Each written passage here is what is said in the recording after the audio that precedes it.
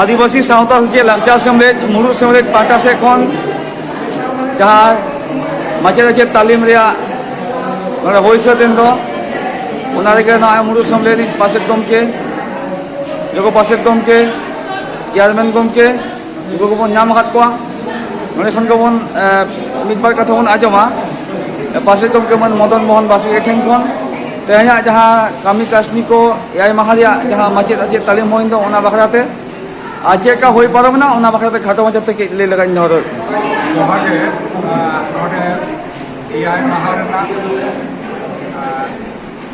माचेद आचे तालीम तालमा हुई सतेना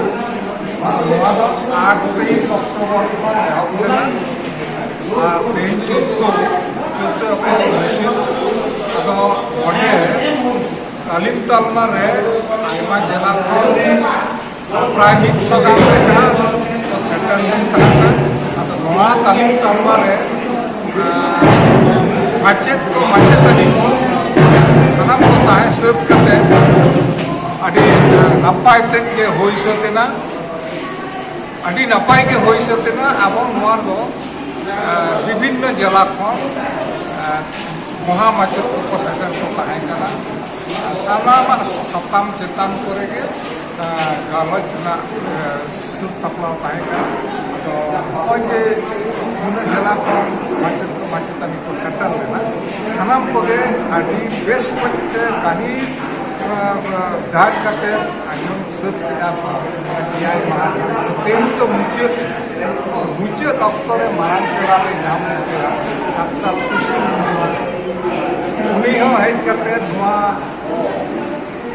जहाँ सुत सप्लाव आखड़ा रे मुचे आखड़ा रे सकाल चपा आखड़ा रे साधुन मुचे आखड़ा उन्हीं आदि साहाव केना अब उन्हीं एआई माह जहाँ किछु खरच तो करते एम हटो कथा उन्हीं आदि साहाव ले एमादेया ओना साउते हल्दिया खन बारते भुवन चंद्र सुबल चंद्र हांसदा सुबल कुमार हांसदा भुवन चंद्र हांसदा को एम हुगली जिला परिषद कर्माध्यक्ष मानतान बिजन बेसरा गमके उन्हीं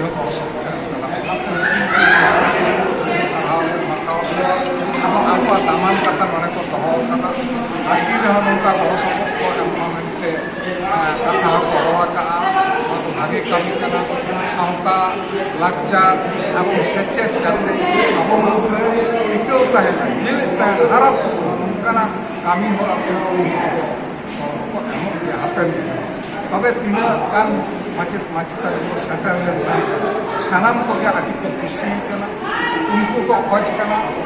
बचर को बचर नौका हो लेखा तायम दाराम रे जहाँ आरो को हिजुकान ताबोना माचेद को माचेदानी उनको आदि जो उपकार को नाम केते अपन अपन सेक्टर चलाव करते उनको आरो कामी को जोया आदि भागे कमी नोआ दो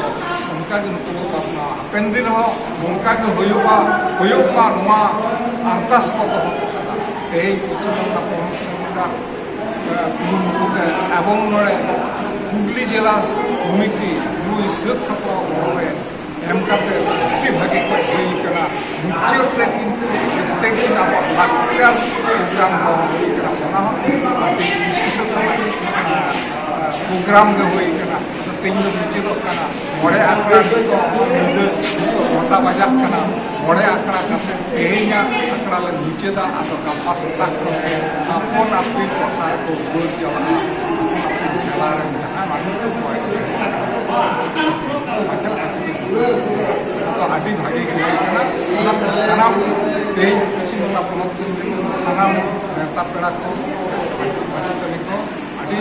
गुण मना साहा मुचाद